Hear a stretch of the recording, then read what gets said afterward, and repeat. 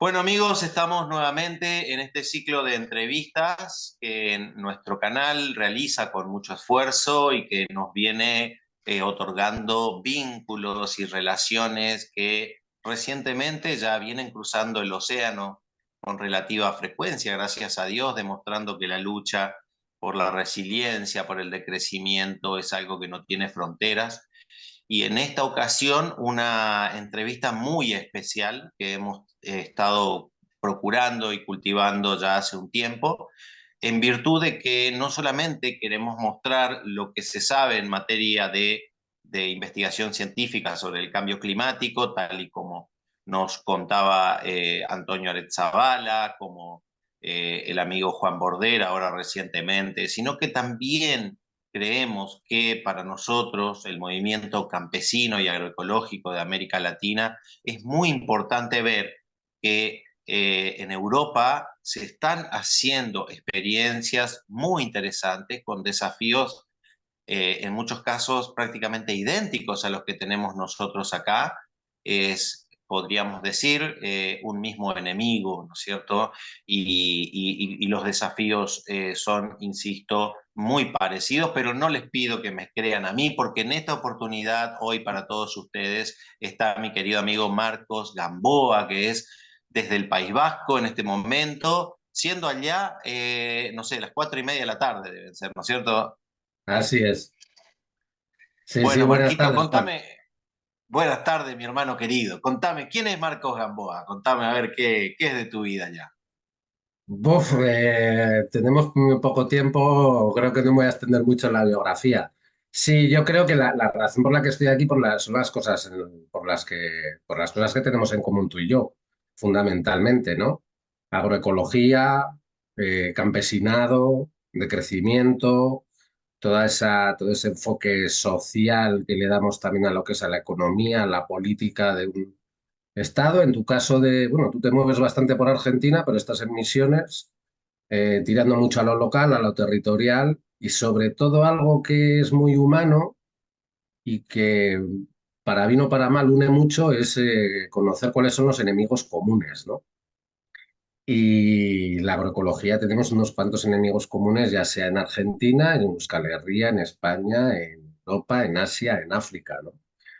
Vos sabés Entonces, sí, sí, sí, vos sabés que me dispara automáticamente esto que estás señalando, porque justamente en la provincia de Misiones, hoy estamos en el medio de una balacera mediática de proporciones bíblicas, porque bueno, gracias a Dios, el gobierno de la provincia sancionó una ley que prohíbe el uso de glifosato y bueno, y entonces estamos teniendo una ristra, una larga lista de mercenarios que están saliendo por los medios a decir disparates pero que son difíciles de soportar la risa, ¿no? Porque aparentemente, según nos están diciendo estos referentes de Bayer Monsanto, que bueno, que aparentemente, por ejemplo, el Roundup, el glifosato, no le hace nada a las abejas, ajá. tampoco le hace nada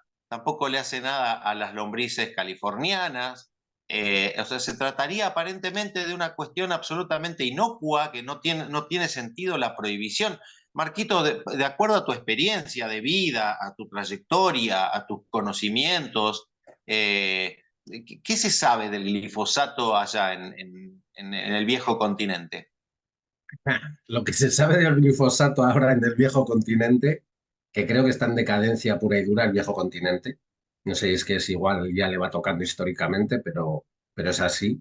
Eh, Se aprobó hace muy poquito tiempo el glifosato para que durara otros 10 años aquí. Así que en la Unión Europea, pues aún estamos con eso. Eh, Conozco gente que se dedica a la producción profesional a nivel convencional que lo sigue defendiendo, que es un herbicida, pero es un ecocida más bien un poco casi de amplio espectro. Conozco incluso un agricultor, creo que es en la zona de Aragón, en España, no estoy seguro ahora, que lo utiliza y luego tiene unas técnicas de no laboreo y de siembra directa y demás, y que mantiene un cierto índice de materia orgánica, pero claro. el glifosato es que es un ecocida de espectro bastante amplio. Entonces, sí, un antihierbas muy eficaz. Aquí se limitó, por ejemplo, no se permite que se use para la desecación anterior a los cultivos y ese tipo de cosas. Tiene algunos rangos en los que se ha prohibido. No sé si se inspeccionan bien esas prohibiciones, si se llevan a cabo o no, pero aquí lo tenemos unos 10 años más, aprobado por la Unión Europea, cuando hay Y, un y, clamor también en todos los países de Europa de los movimientos ecologistas y otros movimientos como la gente que se dedica a los temas de nutrición y alimentación y a la salud, que dejan muy claro que están en contra de él y que es perjudicial para nosotros y para cualquier tipo de suelo, cualquier ser vivo prácticamente. Corregime si me equivoco, pero creo que recientemente, no sé si fue el año pasado, se había publicado un estudio sobre los trazos de glifosato que se han detectado en el agua potable. No sé si es así. ¿Cómo se está manejando esa información? Aquí, por ejemplo, hay muchos problemas de contaminación. Se le está dando más cancha, mucho más que el glifosato, al tema de los nitratos. Y Correcto. claro, todas las contaminaciones de la agricultura intensiva y de la ganadería intensiva, porque, por ejemplo, España es no, durante unos cuantos años ha sido el proveedor de cerdos de China, fundamentalmente, porque China tuvo un problema de enfermedades con el sector porcino, que allí tienen granjas intensivas de cerdo, pero a mansalva, porque claro, es una economía, digamos, emergente que ha pasado del comunismo al capitalismo en un salto mortal así muy curioso, ¿no? Y son 1.400 millones de personas que queda de comer. Es un Se dice montón. pronto, que se dice pronto. La India tiene otros 1.400 millones, entre los dos son un tercio de la población mundial. Entonces, en España hay una cantidad de granjas intensivas de cerdo que alucinas, que alucinas. Entonces, los problemas más, o se le está dando más cancha, no es que haya más problemas, se le está dando más cancha a los nitratos y a la contaminación por tema de purines, las balsas de purines y este tipo de cosas, porque hay pueblos en España en los que el agua de la red pública, la que llega a las casas, está Mirá. contaminada pasando los límites máximos, ¿eh? No que está semicontaminada, no, no, contaminada pasando los límites máximos para salud pública. Ahí estamos nosotros con eso, ahí estamos con eso. Y Entonces, claro, eso está perfectamente comprobado, está sí, sí, verificado, digamos. sí, sí, si buscas por ahí hay noticias en todo tipo de medios de comunicación. No es que sea un medio de comunicación pequeño, así un poco alternativo que se haya hecho eco. No, no, no. Los medios de comunicación oficiales, generalistas, estatales, tienes alguna noticia en prácticamente todos. Sí, sí, eso es una realidad. Aparte de cortes de agua en Sí, muchas partes de la población por el regadío intensivo, está la contaminación de los acuíferos. y cómo está el movimiento campesino en cuanto al ejercicio de prácticas alternativas, no convencionales? ¿Se están haciendo ensayos en ese sentido o no? ¿Hay Pues sí. experiencias que se estén haciendo?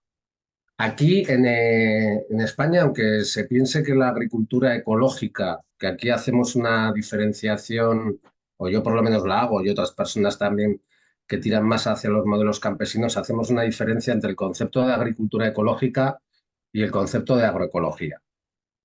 Ajá, Concepto, al concepto de agricultura ecológica para nosotros es la certificación ecológica que aunque tenga unos mejores manejos de suelo porque no utiliza fertilizantes y fitosanitarios químicos de síntesis, no cambia el modelo, que sigue siendo dependiente de grandes empresas, aunque tengan un claro. compuesto orgánico, dependes de esos abonos. Entonces, esa es la certificación de la agricultura ecológica, que además ya está privatizada, aparte de las certificaciones, y la diferencia es con la agroecología, que para mí son los movimientos campesinos que yo creo que están mucho más en común eh, con tu manera de verlo. Eh, Ajá. entonces, hay, ha subido mucho el porcentaje de agricultura ecológica con el beneficio que eso puede tener para suelos, para el tratamiento de suelos y la calidad alimentaria de la alimentación que se produce. Pero claro, te puedo poner, por ejemplo, yo qué sé, hay zonas donde territorios en España donde la agricultura ecológica ha crecido un 25% en los últimos 10 años, pero el 80% de esa agricultura ecológica se exporta. Ah, mira. Entonces, claro, entonces ahí está el tema, porque el modelo de fondo no cambia. O Sí, sea que no está cuestionada la cuestión de la soberanía alimentaria, digamos.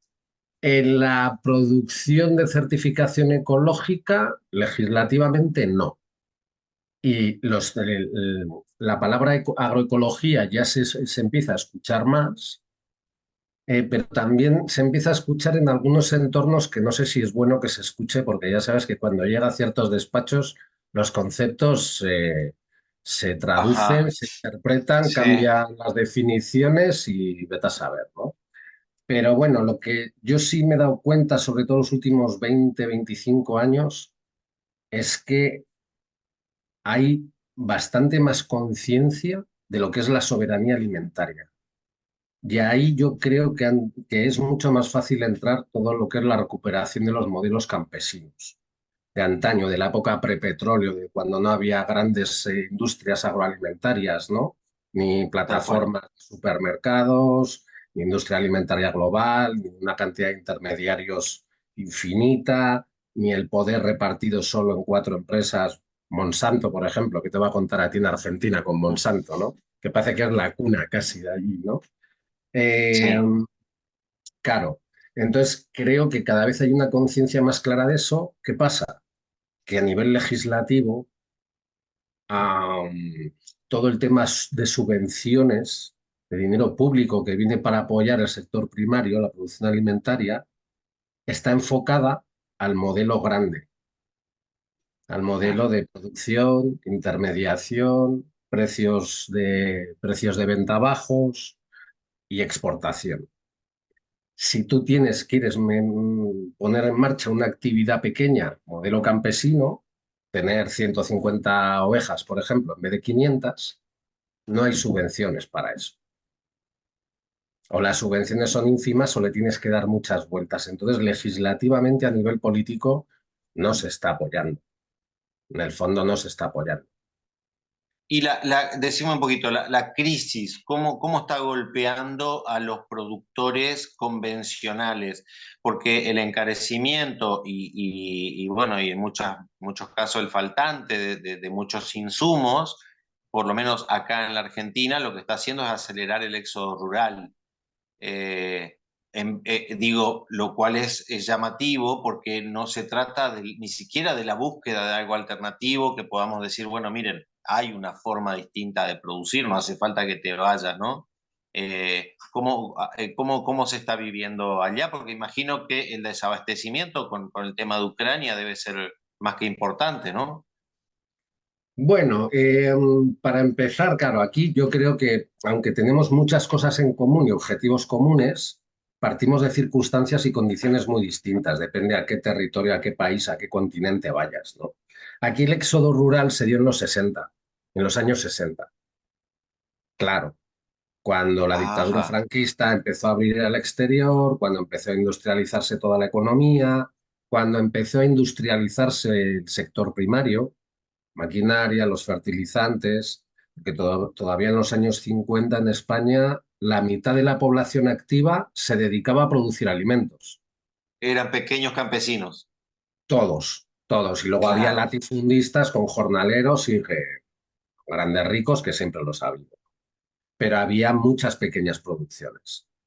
Del 50% de población activa de los años 50, ahora estamos en un 5% de la población activa que se dedica a producir Uh, alimentos.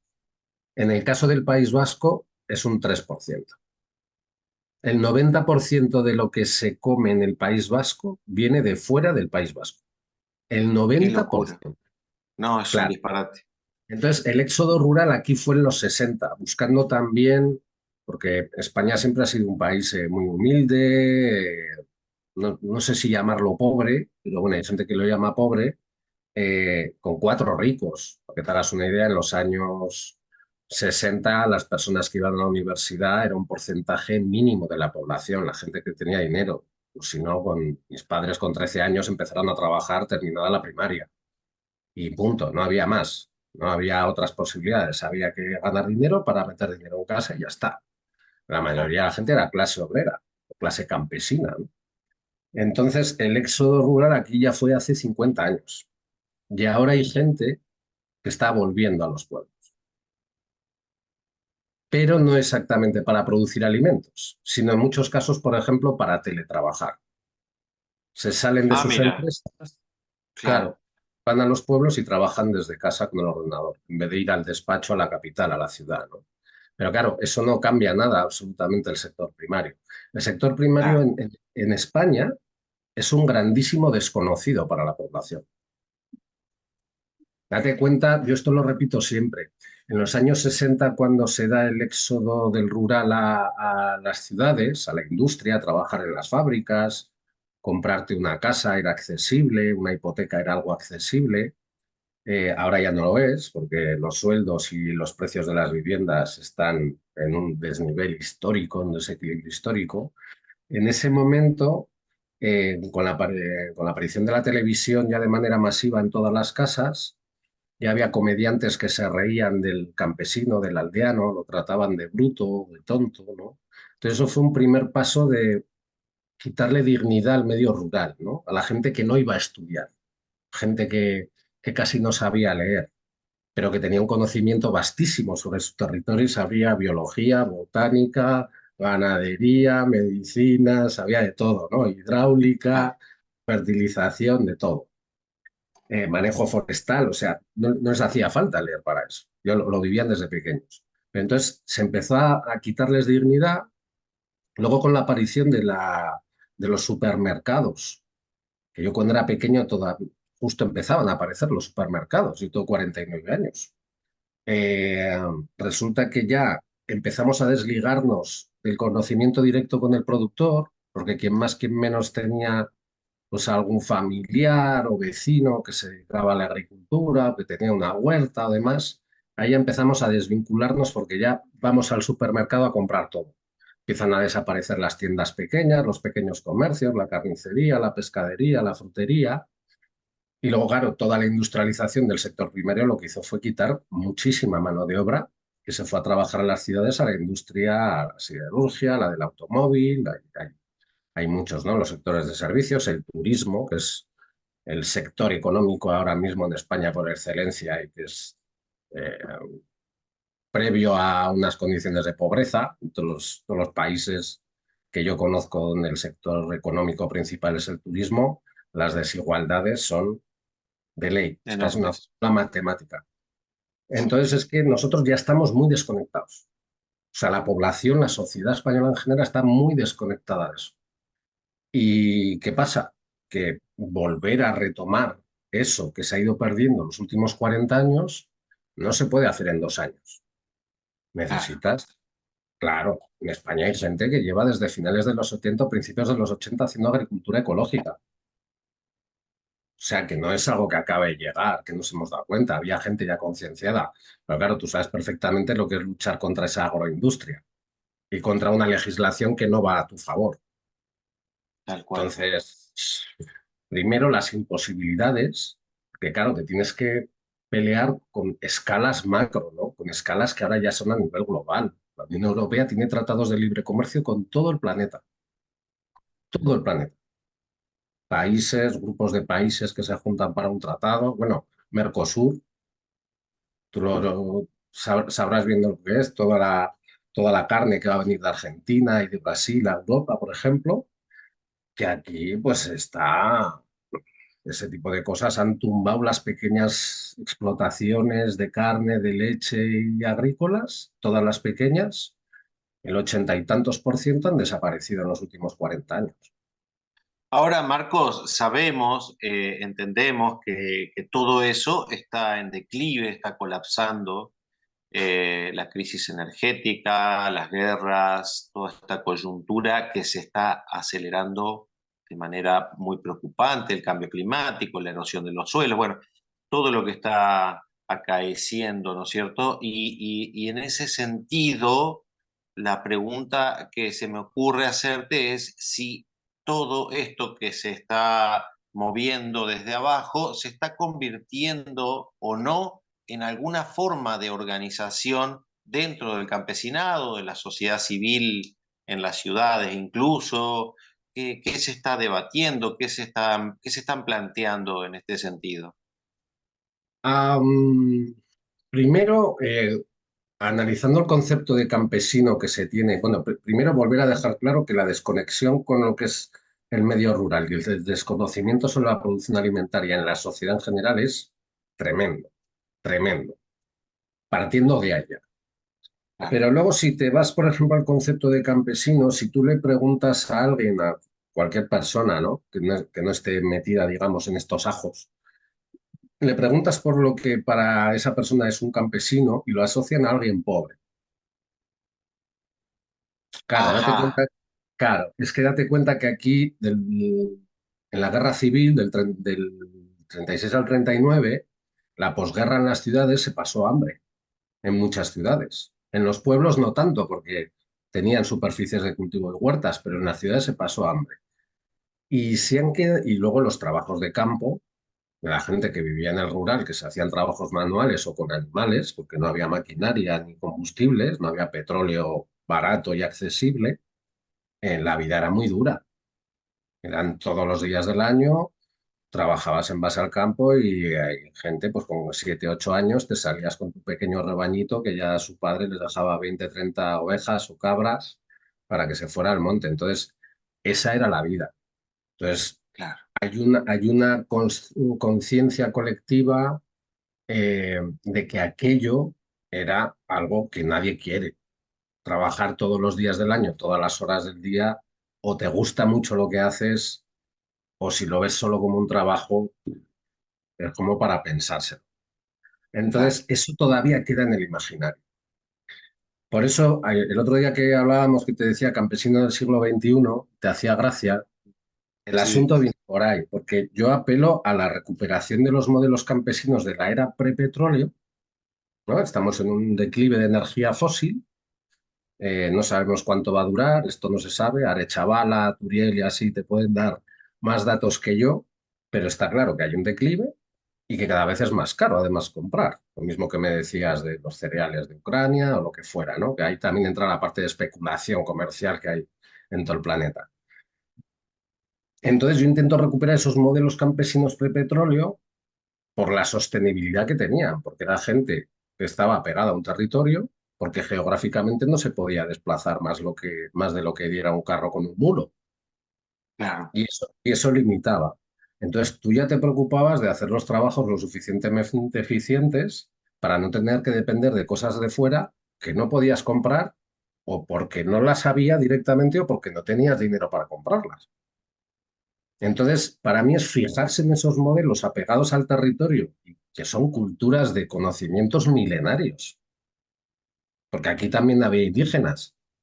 O sea, los indígenas no son solo de un lugar, hay indígenas en todos los territorios del planeta.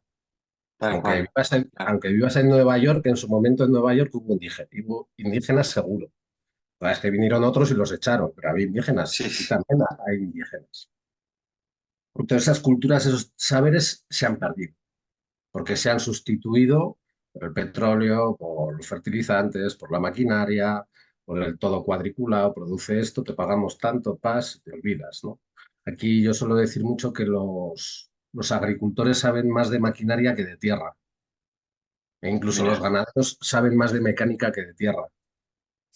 Y eso es un dato muy a tener en cuenta, sí, ¿no? Entonces, tal el cual. campesino, el campesino del siglo XXI es aprender sobre todos esos modelos, que es a lo que me he dedicado de manera intensiva los últimos 15 años, en muchos sitios distintos, México, Francia, en diferentes partes de España, incluso a los andalusíes, a los del Al-Ándalus, a los incas en Perú, con los temas del agua, la hidrología, es recuperar todo ese conocimiento para aplicarlo a la sociedad de hoy. Porque yo no quiero ser un campesino que trabaje 365 días al año, 14 horas al día. No quiero. Otra cosa es el modelo de vida que llevo, que puede que implique eso. Pero también me apetece tener tiempo para echarme una siesta. O si alguien tiene hijos, que puedas atender a tus niños y estar con ellos. O incluso irte de vacaciones. Yo ahora mismo, este mes de agosto, voy a estar cuidando de un rebaño de ovejas de una gente que se va de vacaciones. Son los pastores que son los dueños. Y se van toda la familia y yo me ocupo de eso. Eso también hay que visualizarlo, porque la sociedad en la que vivimos no es la de hace 70 años. Y no pensar en eso es irreal.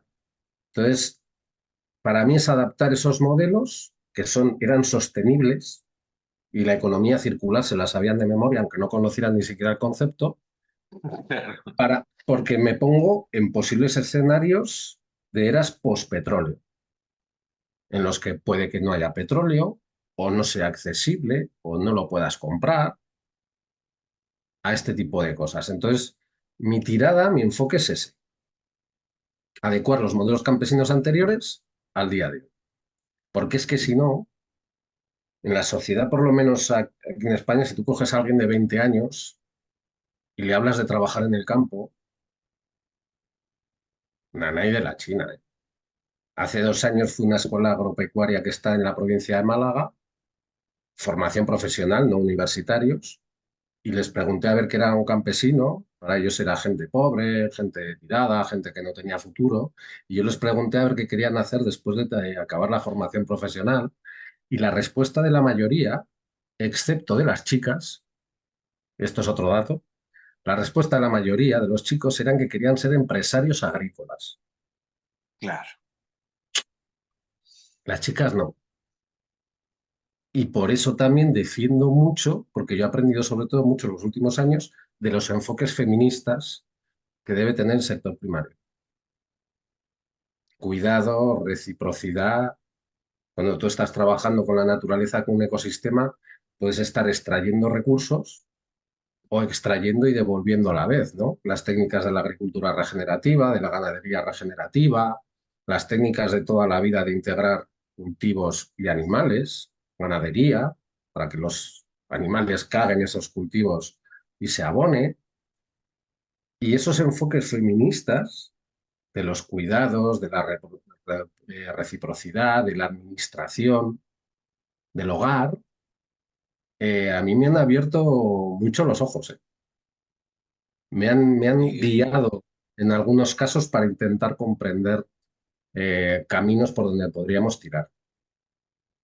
Es que te toca también un poco, seguramente con la experiencia que estás haciendo, que también es un poco lo que nos toca acá, ir como abriendo caminos, ¿no es cierto? Digamos, se trata de senderos que no, bueno, que son inexistentes y hay que trabajar mucho también sobre el ensayo y error. Eh, Nosotros, ahora, gracias a Dios, después de tantos años de estar con trabajos de investigación, justo que frente, por ejemplo, a la embestida del agronegocio por la prohibición del glifosato, nosotros tenemos respuestas técnicas. Es decir, no es que, bueno, claro, prohíban el glifosato y arréglensela, le decimos, no, miren, tenemos la posibilidad de recuperar suelo, usando, por ejemplo, K-Line, usando vetiver, usando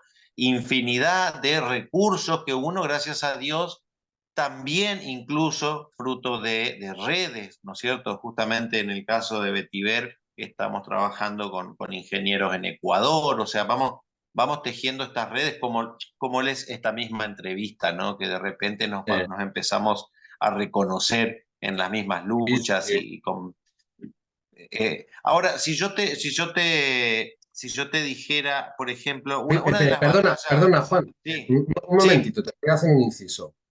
Todo lo dale, que dices de las técnicas, del vetiver y con otros ingenieros, a mí fíjate, esto te va a sonar igual un poco loco, ¿eh? Pero la parte técnica para mí es la menos difícil. totalmente, totalmente. O Sí, sea, sí, porque sí, sí, sí, sin meternos mucho en detalle, que luego si te vas a la química orgánica, pues eso es trabajo para toda una vida, o el estudio de la microbiología de suelos, eso es como para 10 o 12 vidas de cada cual, y no nos llegaría. Más que la parte técnica, que a mí, partiendo de materia orgánica, diseños hidrológicos, si tienes claras esas dos, el resto ya tienes casi la mitad hecho, ¿no? Casi, casi la mitad hecho. tal Para cual. mí el problema es socioeconómico y cultural. Cambiar la Exacto. parte social, cambiar los enfoques, cambiar las miradas, pensar en el futuro, simplificar mucho más incluso los discursos. Cuando se habla de economía, no hablar de dinero, sino hablar de economía, de que si metemos en el libro contable todo, no solo lo que se puede traducir a euros, la fertilidad de un suelo, cuánto cuesta el agua, tu calidad de vida, la Tal calidad cual. sanitaria por lo que comes, eso no aparece en el libro contable, eso no se No, cuenta en euros, pero tiene un valor y eso hay que contarlo. Para mí lo más sí, difícil sí. es cambiar eso. La parte técnica, yo siempre me Es lo viene de alguien menos. a una consultoría y dice, es que quiero aprender agricultura regenerativa, y digo, en 4 horas a una mañana te doy los fundamentos básicos y a Y ya está. funcionar. Y luego Sí. prueba y error, lo que dices tú, que Ujú. ya tenemos suficientes conocimientos y actividades puestas en marcha desde hace, ya no solo en la agricultura regenerativa, que aquí la llegada a España a la regenerativa fue hace 10 12 años, unos 12 años, pero todos los conocimientos campesinos que tenemos anteriores y de gente que ya hacía agricultura ecológica, tenemos conocimiento más que suficiente aquí para la parte técnica. La parte complicada es la social, la cultural, la económica, Totalmente. cambio Nosotros de... le llamamos la cosmogonía. Bueno, Marco, y a mí, en lo personal, por la experiencia que estamos teniendo, sobre todo con las redes en términos bueno, de Latinoamérica, lo que estamos viendo es que la idea del decrecentismo viene siendo como muy novedosa, parece cual si se tratara de algo medio tirado de los pelos. Nosotros como movimiento agroecológico veníamos bueno, batallando sobre las ideas en torno a la agroecología en general, pero aparece esta cuestión del decrecentismo que yo creo que es patrimonio, corregime si me equivoco, pero al menos en lo personal me tocó verlo a través de las publicaciones de, de, de, de la mayoría de españoles, ¿sí? Ya sea en el caso de científicos como Zavala, como Turiel, como Bordera, tu caso también, obviamente, ¿no es cierto? Entonces, este regalo que nos han hecho ustedes desde allá vino a patear el tablero porque nos vino a poner frente a la impronta de tener un modelo de sociedad, ya no la eterna batalla por el método y la técnica, sino ahora poder visualizar una sociedad distinta. En este sentido, siendo que incluso que es patrimonio español, ¿no? Esta propuesta del decrecentismo, ¿cómo lo explicarías y por qué? ¿De qué manera es justificable la idea? Porque a veces mete algo de miedo. Yo, dentro incluso en la zona donde vivo, hablamos de campesinado muy pobre, pero muy pobre, Marcos. Entonces, ya con el concepto uno lo espanta. ¿Debería al campesinado latinoamericano, digo, hablando de la pequeña familia campesina, obviamente, no de los terratenientes, ¿debería preocuparle el concepto de decrecentismo? Yo entiendo que no, porque es que, claro, el decrecimiento para mí es bueno, una disciplina, es como un concepto muy integral. Nos podemos ir a algo muy material, que ya lo ejemplificaba en en el libro de los límites del crecimiento, ahí en el año 72, en que se pronosticaba que los recursos fósiles iban a empezar a escasear por mayores dificultades en la extracción, porque iban a dejar de ser rentables, eso parece que está sucediendo, ¿no? Entonces subirían precios y demás, entonces eso iba a tener que cambiar todos los sectores industriales prácticamente, no de todo el planeta, porque el 70% de la producción alimentaria suele ser campesina, todavía. Aquí el problema Todavía. lo tenemos más por estos lares, en esa vieja Europa, ¿no? Que no cambió sus regímenes colonialistas, por eso yo creo que todavía se le llama la vieja Europa, que sigue extrayendo del subglobal. Ya, la nueva Claro. Europa debería cambiar algunas cosas, ¿no? Entonces, los formatos de crecimiento vienen primero por unos límites biofísicos del planeta. Contaminación, el calentamiento global, nos hemos pasado ya 6 de los 9 límites biofísicos del planeta. Entonces ya Sí, es un asunto de supervivencia del humano en el planeta y de un montón de especies. de otros seres vivos, ¿no? Que no somos nosotros y que necesitamos que estén todos más o menos equilibrados para poder tener un planeta saludable, habitable, ¿no? Pero también en la parte material que afecta directamente a la economía global, que la economía global depende del petróleo, depende del gas.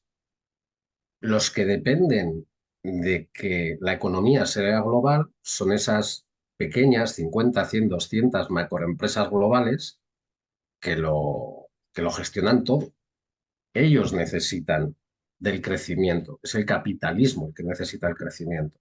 De crecimiento, muchas veces quien no lo conoce y quien no lo ha estudiado y quien no tiene esa mirada integral, que para eso hace falta tiempo y no todo el mundo tiene tiempo para estudiarlo, y esto es así, ojalá el de crecimiento se enseñara, hubiera una carrera universitaria que se llamara la carrera de crecimiento, ojalá, porque entonces tendríamos gente formada que podría aplicar cosas, pero ahora los que lo hemos estudiado, los que nos hemos dado cuenta que es una posibilidad y que de hecho yo pienso que es la única posibilidad viable que yo veo para que todo el mundo pueda comer y para todo el mundo pueda habitar. Claro, es una disciplina muy integral y muy difícil de explicar en un fin de semana, por ejemplo. Taller sobre Claro, decrecimiento, fin de semana. Ya, te voy a explicar lo que he estado estudiando durante 15 años en 2 días, ¿no? Pues no, no se puede. Lo que hay que intentar entender es que, por ejemplo, el decrecimiento tiene mucho peso en Europa, o está teniendo quizás más peso en Europa, primero porque el origen es de Serre-Latouche, que si no me equivoco es francés. El origen del concepto del decrecimiento es suyo. Pero claro, ¿por qué en Europa surge esa necesidad de crecimiento? Pero Europa, la sociedad global occidental, la occidental, Estados Unidos, ahora China, que tiene comportamientos capitalistas como el que más, toda Europa ha tenido sobreexplotación de recursos de otros lugares para tener un exceso de consumo sin ningún sentido aquí. 25-30% de toda la producción alimentaria del planeta se tira a la basura. sí, señor.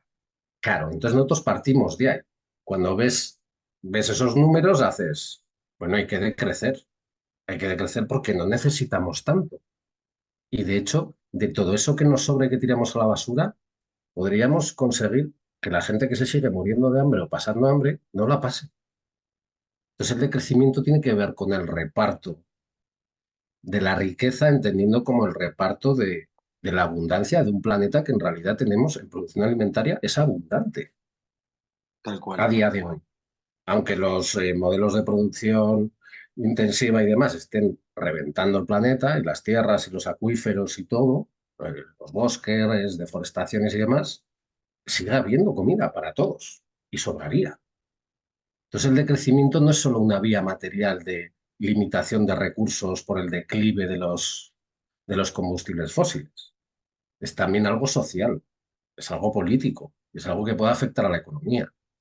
Quien lo quiere asemejar a la pobreza es por dos razones, desde mi punto de vista, o por interés, lo dice, uff, estos me van a joder el negocio, déjate Claro. de crecimiento, ¿no?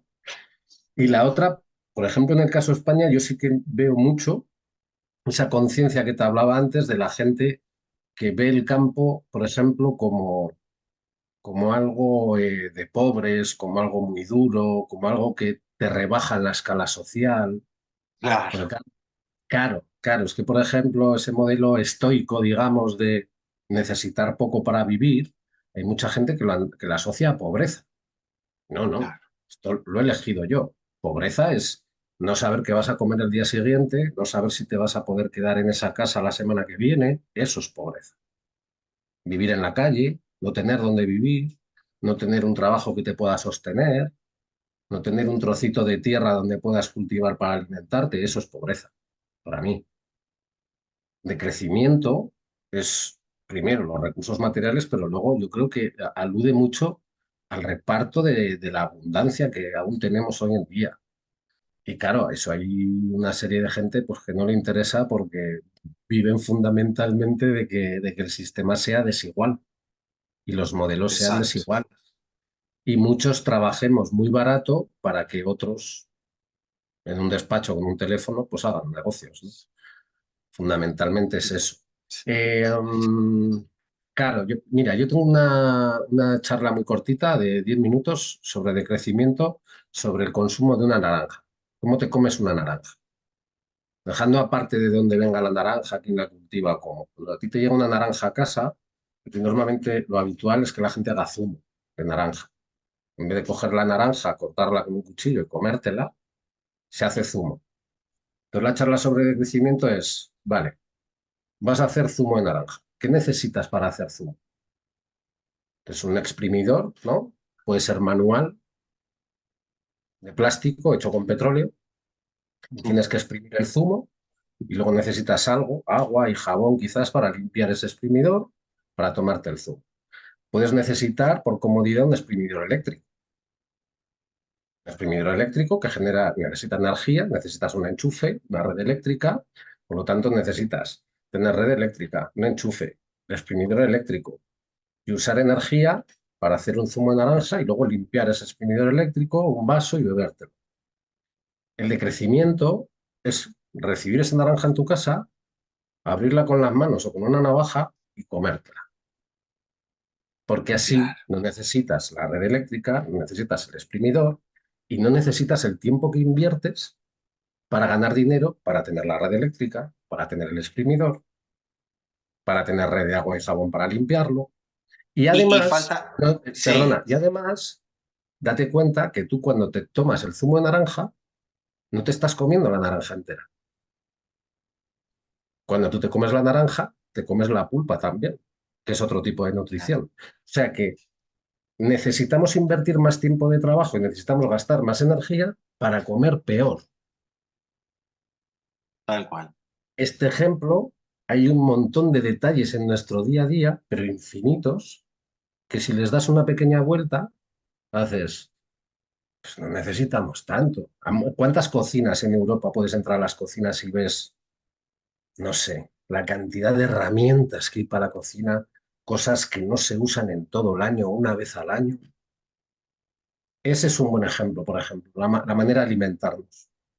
Se me ocurre para complementar tu ejemplo, que me parece maravilloso, y que tal vez quizás sea incluso lo más importante, es que cuando la naturaleza dispuso de que exista esa naranja, es porque es en ese momento en que la necesitas y la necesitas como fruta completamente. Entonces, hay también en todo esto la necesidad de un retorno a una inteligencia natural que esté alineada con nuestras necesidades, incluso fisiológicas, espirituales, eh, pero bueno, Total, total. frente también a una sociedad que parece ir en contramano de esa inteligencia.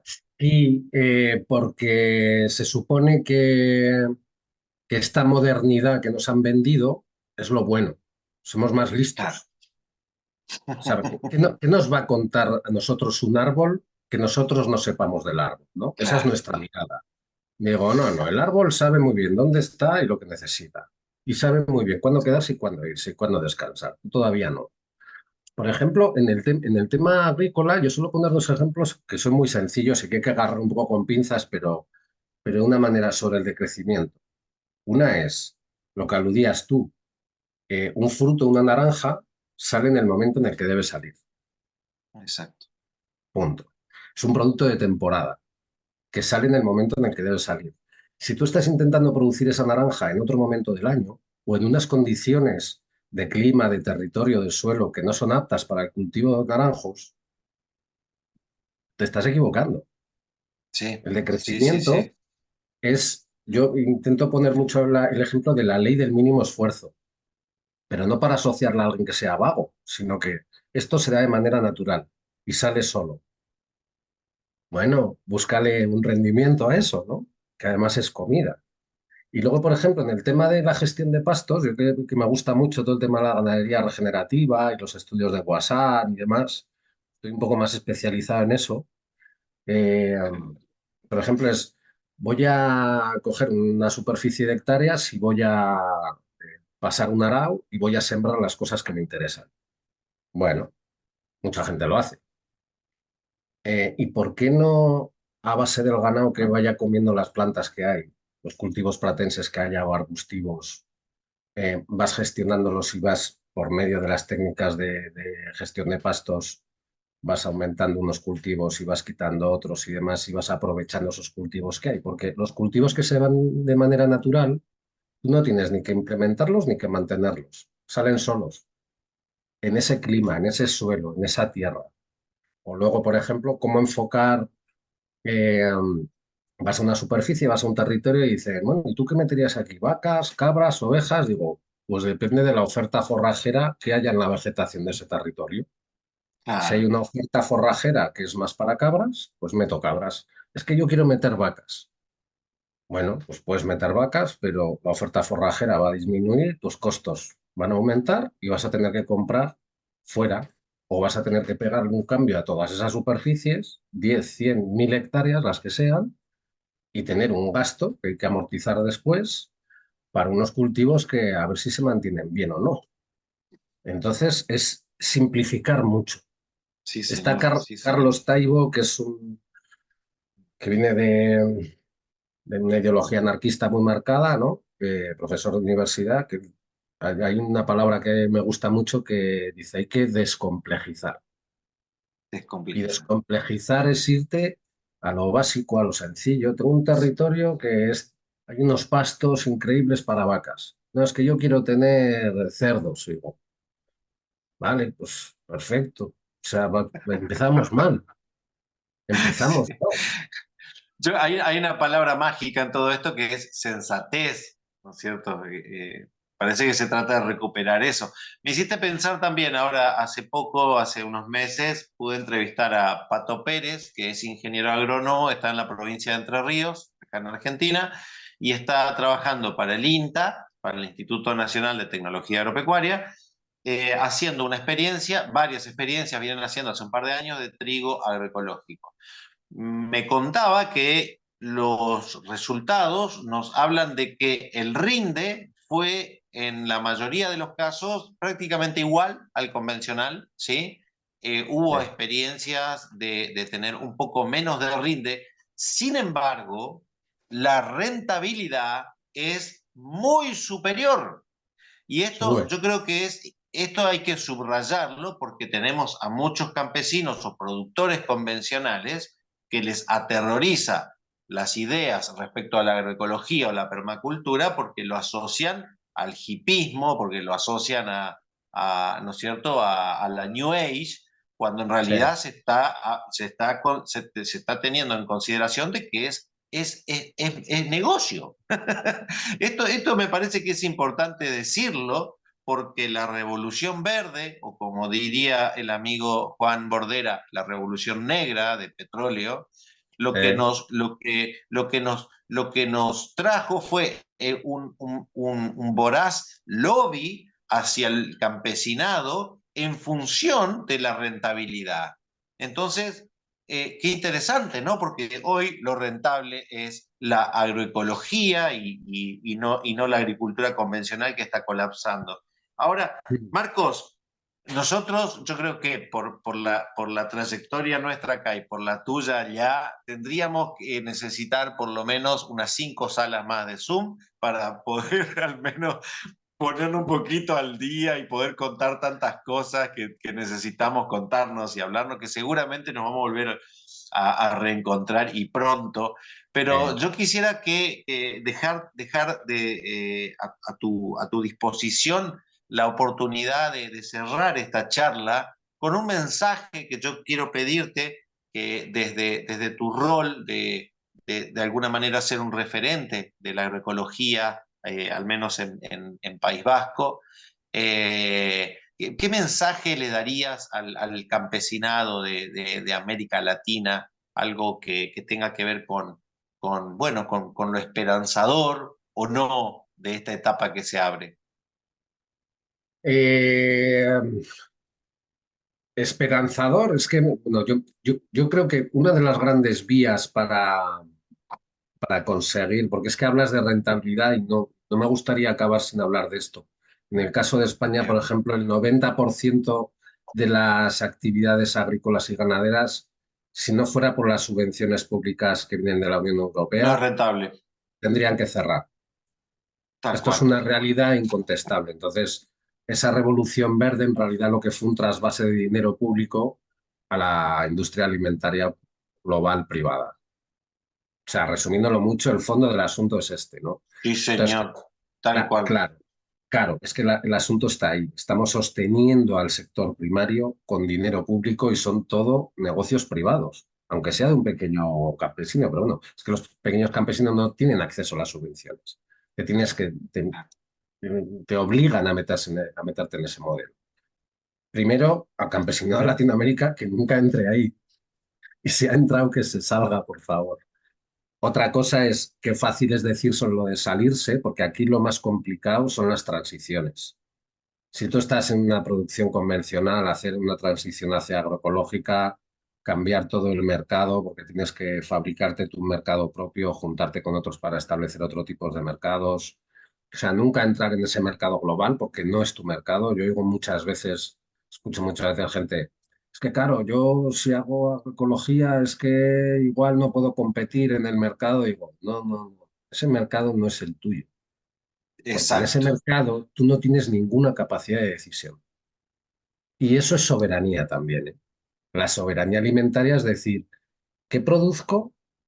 ¿Cuánto? ¿Y para quién? ¿Y a qué Exacto. precio? La soberanía alimentaria necesita de que el cliente o el consumidor, llámalo como quieras, o tu persona de confianza, tu vecino, también pueda decidir sobre eso. La soberanía alimentaria es soberanía pura y dura, entonces tiene que ver todo con esa parte.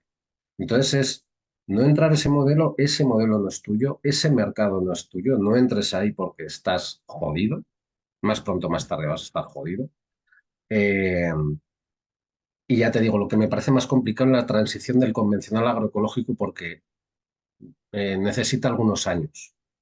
Y los dos primeros años, tres primeros años económicamente tiene que estar sostenido de alguna manera y a veces no estaría mal que los gobiernos sostuvieran esos 2 o 3 años de transición, que aquí creo que ha salido una ley en ese ámbito, en esa dirección, pero no la he leído, entonces prefiero no hablar demasiado de ella, no sé si va para bien o para mal. Pero sobre todo eso, y yo apelo mucho a la escala, al tamaño de las actividades. La escala, si quieres un día podríamos hablar solo de esto, porque es que me parece la clave. Claro, es como cuando hablamos de los límites, de los recursos de los límites del planeta, los límites biofísicos.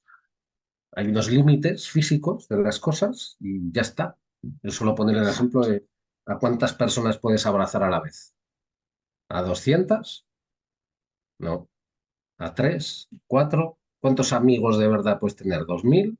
No. Estos de cuidarse a día son pocos, 10, 20, 30, bien. Esa es tu escala. No da para más. La Tierra también tiene una escala porque tiene unos recursos. Tú tienes que extraer y devolver. Y tu actividad tiene una escala que la puedes hacer de manera artesanal, gestionando con tracción animal, incluso integrando animales de agricultura, ganadería de agricultura, haciendo mucho trabajo artesanal. Pero si quieres crecer, hay un momento en que vas a necesitar una maquinita y luego una más grande y luego una más grande y luego vas a necesitar empleados. Y les vas a pagar mal porque igual vienen de otros países en situaciones jodidas, sin papeles, que esto es muy habitual en España, porque los trabajadores del campo, la mayoría son inmigrantes ya. Los que quieren trabajar el campo aquí se van a hacer las temporadas a Francia porque pagan mejor. Y los pastores a Mira, Suiza porque pagan mucho mejor.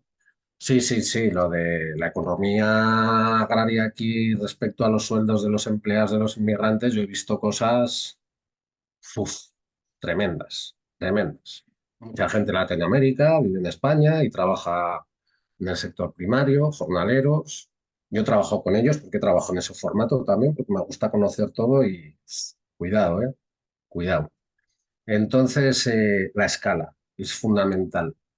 créate un mercado propio o crea un mercado cooperativo con otros productores, que me parece mucho más interesante todavía porque entrelazáis y tenéis una interdependencia, no una dependencia de alguien que te compra todo. Entonces, ahí lo de la escala y lo de la cooperación me parecen las dos claves, las dos claves. Y luego hay otra Lo, lo del- que lo aquí de la se perdió. escala, lo de la escala debe ir de la mano también con la diversificación, es decir, no se trata no solamente de repente puedo tener menos ovejas, por darle el ejemplo de las ovejas, pero puedo empezar a incursionar en apicultura, puedo empezar a tener, ¿no es cierto? La diversificación me parece que es algo que se tiene que apuntalar en términos de Sí, crecimiento. sí, sí, sí, totalmente, porque al final lo interesante dentro de una actividad es que haya una pequeña economía circular, lo que te sobra Ah, en algunos sitios que los puedas utilizar en otros, ¿no? ahí Para eso va. hace falta un diseño y una planificación. Y también se puede, más allá de cada actividad a nivel personal, juntar varias actividades y que haya una economía circular dentro de ese grupo de actividades. Y haya un Claro. soporte y apoyo incluso en los trabajos. Eso crea De ahí la comunidad. comunidad, el territorio. Exacto, Sí. exacto, exacto, Yo, mira, tal me cual. acuerdo que conocí, trabajando en Francia, conocí un modelo que me encantó a nivel comercial. Se habían juntado 6 productores distintos, 2 hortícolas, uno de pollos, otro de queso y 2 de carne, creo que eran, algo así. Entonces alquilaron una tienda, un local comercial entre los 6 y abrían la tienda 6 días a la semana. Entonces, un día a la semana cada productor iba a atender la tienda como el tendero y el resto de la semana atendía su producción. Pero qué maravilla. Claro, Entonces, es así y te sostienes y trabajas juntos y lo que sobra en un sitio se va a otro y te sí, apoyas y sí. puedes tener una relación directa con quien va a comprar a la tienda, que eso no es tan habitual ya, tristemente. Entonces, hay que buscar cooperación y tener los límites de la escala muy claros. Y luego, adecuarse, olvidarse del mercado. No, es que los aguacates en Alemania los pagan muy caros. Uh-uh. El día que aparezca otra región en el planeta, que puede ser la semana que viene, produciendo aguacates más baratos que tú, estás jodido. Chao. En ese mercado no tienes ni voz ni voto. No, no, estás totalmente vendido en cualquier situación.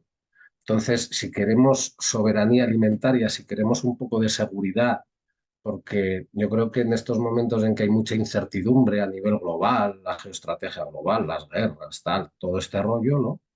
Eh, Creo que tener una cierta seguridad, entre comillas, es un poquito necesaria. Y esa comunidad, ese apego al territorio, ese saber conocer tu tierra y saber qué cultivos se pueden dar de manera sencilla, entre comillas, allí, para que sea eficiente para ti, lo único que tienes que hacer después es buscarle un mercado a eso, pero no a aquel mercado, sino darle tu Exacto. dignidad a lo que estás haciendo, porque esto se ha perdido mucho en el sector de la producción alimentaria, la pérdida de dignidad de lo que estás haciendo, y a mí, más digno que producir de comer para los demás, pocas cosas se me ocurren.